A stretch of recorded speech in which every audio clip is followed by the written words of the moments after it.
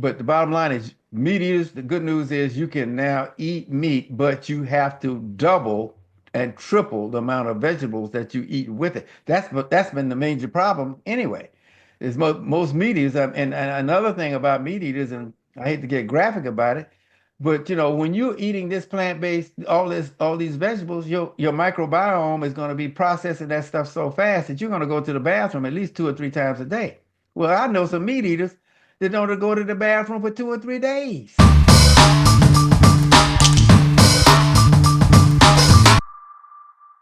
What's up, everybody? Welcome back to the Brewer Report, where we talk about everything health and wellness. Today, we're going to talk about a study published by Nature Microbiology. They did a study on over 21,000 people. These 21,000 people were vegans, vegetarians, omnivores, meat eaters. And what they found was that if you had a diet that was rich in plants, it really had a positive impact on your gut health. So we're going to talk about that today, as well as tips on how to incorporate more vegetables into your diet, particularly a variety of vegetables in your diet and fruits.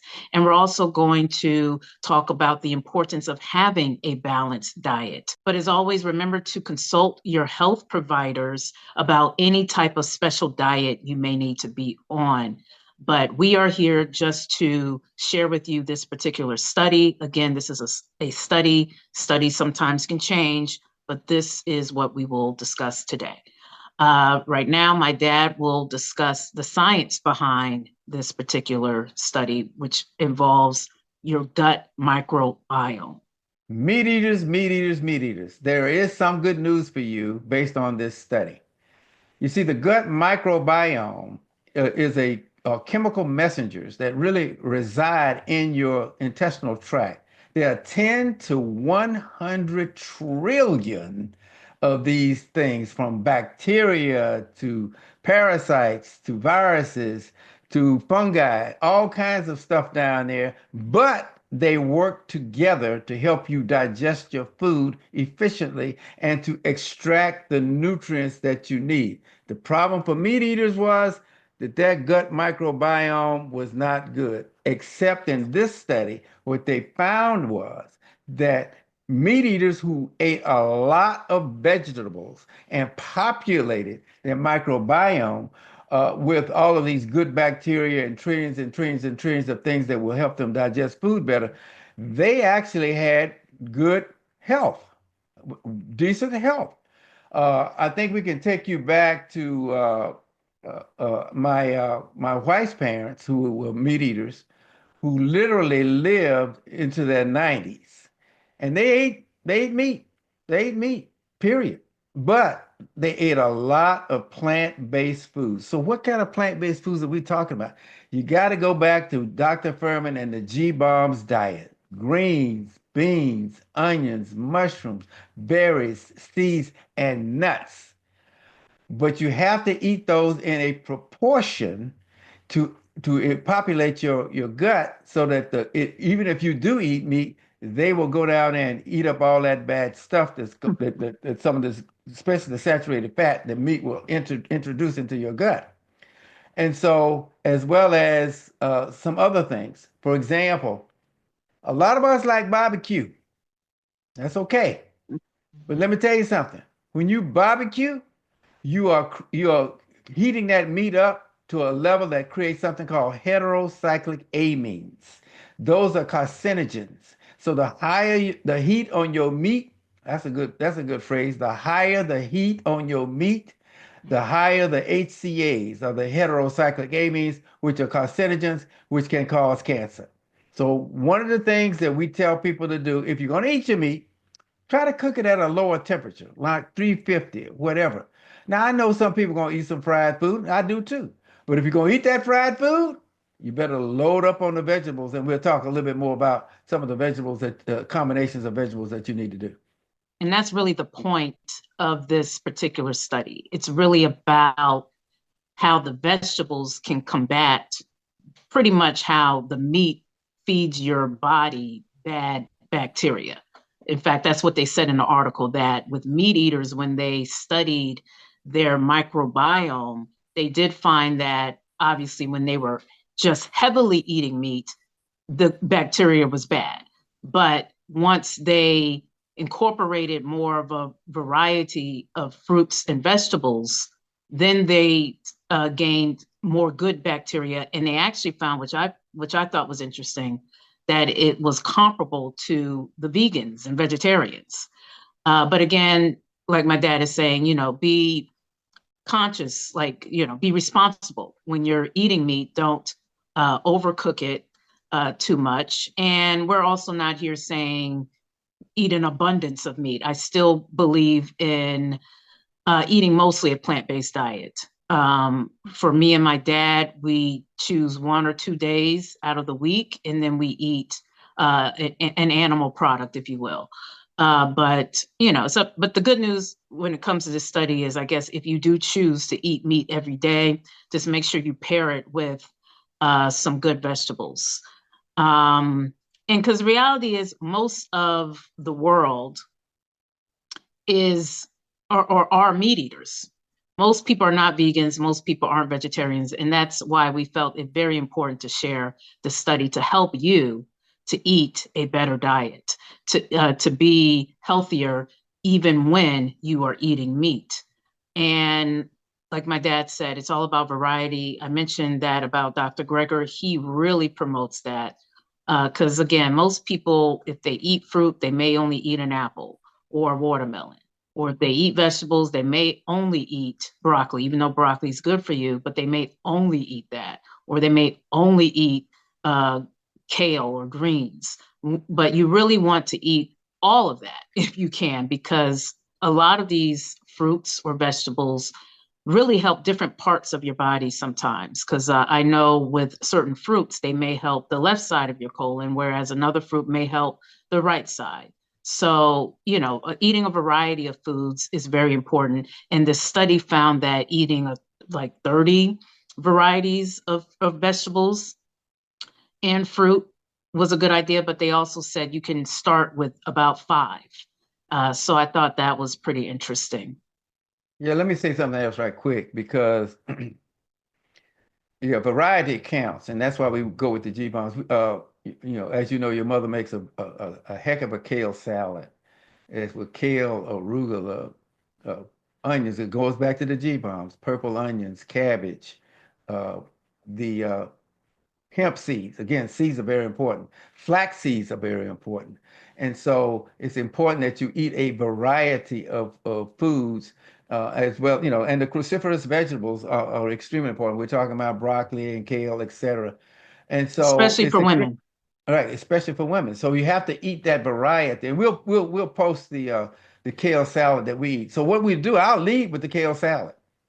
If I, especially on my meat day, I'll lead with the kale salad. And the reason they say they do that is because they call it satiety. In other words, you kind of fill yourself up a little bit. You bulk yourself up a little bit with the vegetables.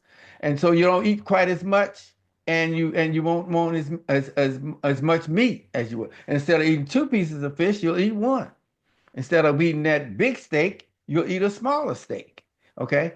But the bottom line is your gut flora is going to be populated with all this good bacteria. Now, here's an interesting study that I also found, and that was that NIH, National Institute of Health, found if you eat your vegetables first, check this out, eat your vegetables first, it lowers the amount of blood sugar, the effect of blood glucose in your system. So it goes back to what the study found. It's also about not only about overall health in terms of your heart, etc. It's also about diabetes. So you really want to eat your vegetables first so that you don't get that insulin response that you would normally get. So that's a very interesting study. And so it's extremely important, like you said, that you bulk up on those vegetables as much as possible. And as I mentioned before, my father, when he took over the food service at my alma mater, he said well only he would serve a meat, but he would serve a vegetable, a starch. Now starch, you got to be a little careful there. The best starches are sweet potatoes and also beans. You need to get some beans and sweet potatoes. Now, sweet potatoes are good as long as they're orange or purple. I love my purple sweet potatoes, as we've already discussed. Some of the longest living people in the world eat purple sweet potatoes. So we'll put up a little bit of a list there for you for the kale, which is one of our favorites, which is my wife's favorite salad. It's called a kale salad, and it has kale, arugula, carrots, tomatoes, onions, etc. If you eat that bad boy, I'm gonna tell you right now, you're gonna be so full, you're not gonna want but so much meat after that. Right. And that's also a good point when you talk about making a salad, different things like that, because you can really incorporate that G-BOMS diet all in one meal and just get it done for the day. I mean, that's a significant tip for you. But I also want to share a story. A lot of people have said that the Mediterranean diet is one of the best diets, particularly because of they have a lot of vegetables in that particular diet. And I also think they eat it seasonally. That's a little nuance to it. But I remember going to a Mediterranean restaurant with some friends. And, I'm someone I observe different details. And I recall them coming out, it was family style. And they would come out with huge plates for the vegetable courses, just huge plates, like for the salads, the grilled vegetables, all those type of things.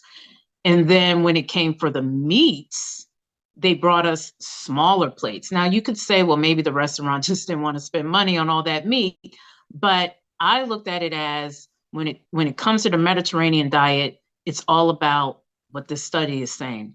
Eat mostly plants and fruit. I include fruit, but eat mostly plants and eat less of the meat. Doesn't necessarily say don't eat meat, but eat less of it. And that's what Well, the I longest living remember people in the witnessing. world are in the Mediterranean, Monaco. Okay, that's a Right. Mediterranean diet. Right. Agree. Agree. So, like Stacey said, lead with like she experienced in that restaurant. Lead with your vegetables. When that gives you that satiety, fills you up a little bit, and so they probably didn't have enough room for all that meat. To be honest with you, so bottom line. But meat, I mean, meat is not all bad. But the bottom line is because you get B12, you get iron, you get some good things out of it, certain meats. But you also have to watch the carcinogens in meat, which can cause cancer and then of course some other things. So it's extremely and heart disease especially.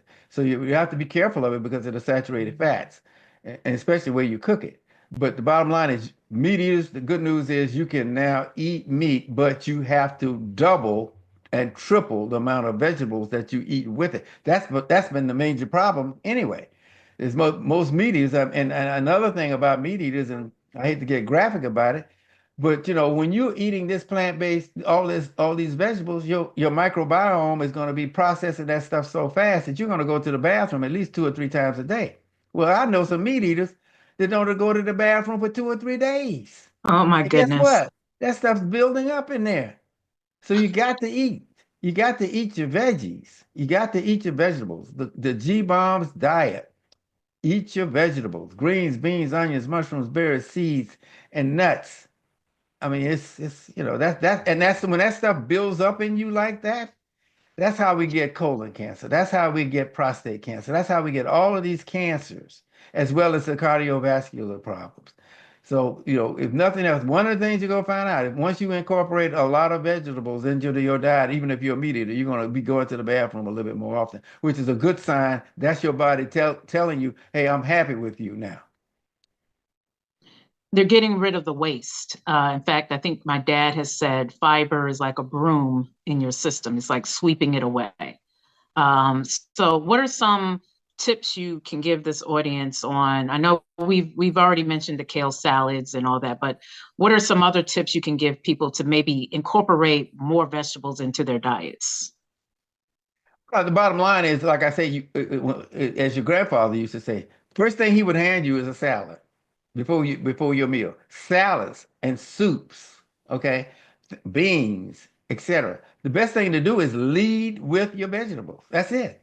I mean, you don't have to get exotic with it. You heard about 30 different things. Yeah, there are lots of vegetables that you can eat, obviously, But the bottom line is you want your greens, your collard greens, your kale, your spinach, your carrots. All of those things are extremely important. The problem is a lot of people don't eat fresh vegetables. That's extremely important that you eat fresh. Like I think I told this story. I went over this a friend of mine's house. He said, "Brewer, look in that pot and get you some greens." When I looked in the pot, it was more ham hocks and all that else. I said, "Where are the greens?" So you got to go And, 2 to 3 to 1 green versus meat. and I was going to say that, like, some people may think, oh, I am eating healthy because they may have little bits of kale in their pasta, or because they did eat a big bowl of greens, but the greens were packed with smoked meat, maybe even some oils or whatever, or fried cabbage.